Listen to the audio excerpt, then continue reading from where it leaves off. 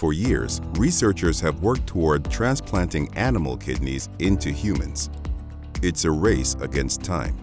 There are almost 600,000 Americans on dialysis in need of a life-saving kidney transplant. 240 Americans die every day on dialysis, and many of these deaths could be prevented if an unlimited supply of kidneys were available. Pigs are the most promising donor source. Researchers have been able to genetically engineer pig kidneys that can coexist with the human immune system. Surgeons have made multiple attempts to transplant animal organs into humans.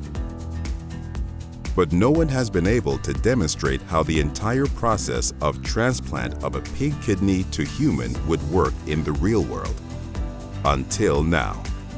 In seminal peer-reviewed research in the American Journal of Transplantation, a team at the University of Alabama at Birmingham revealed the results of the world's first clinical-grade pig-to-human kidney transplant. Notably, the study was conducted to meet the same standards as a Phase 1 clinical trial, making it mirror, as much as possible, every step of a normal transplant between humans. They started with unique pigs, genetically engineered with 10 gene edits. 3 deletions disabled genes that would trigger the human immune system and cause rejection. A 4th deletion prevents the kidneys from growing too large in the recipient after transplant. The rest are human genes added to the pig genome to prevent the recipient's immune system from attacking the organ.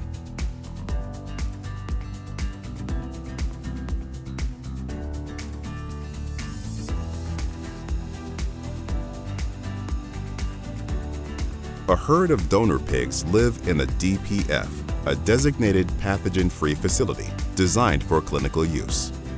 The human recipient was a brain-dead man whose family gave permission for this crucial test of animal-to-human organ donation. Pig donor kidneys must be tissue-matched to human recipients, just like human kidneys.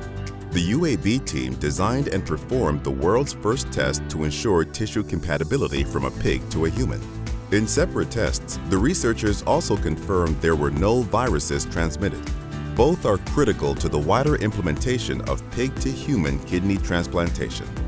After the pig's kidneys were removed, they were transported to UAB hospital, just like a human donor organ.